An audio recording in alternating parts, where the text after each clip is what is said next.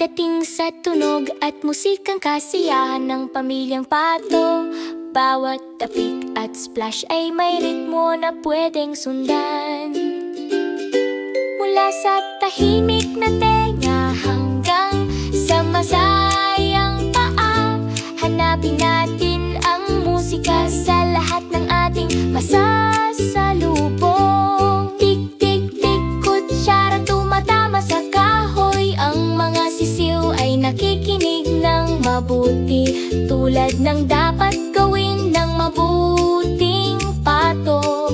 Tumalbog ang mangkok, kumalak ang kutsara, gumagawa tayo ng maliliit na ritmo. Tapik pagkatapos ng tapik, tapikin ng mabagal, tapikin ng tama, makinig ng mabuti, damhin ng saya.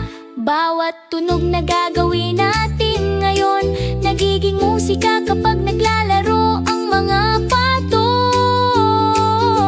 Splash sa lawa, titik-titik, lahat ay tumutugon sa ritmo. Palakpakin ang mga pakpak sa ilalim ng araw, ang musika ng katawan ay nasa paligid. Splash at palakpak, pakinggan kung paano dumadaloy, mahina o malakas, mabilis o mabagal. Bawat pakpak at bawat tunog, gumagawa ng ritmo sa paligid natin.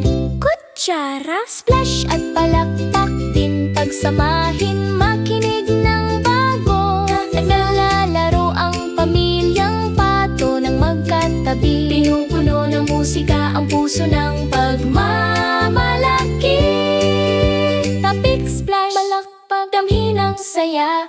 Ang musika ay nilikha ng lahat, walang malalaking tambol, walang mamahaling instrumento. Ang pang-araw-araw na tunog ay lumilikha ng musika.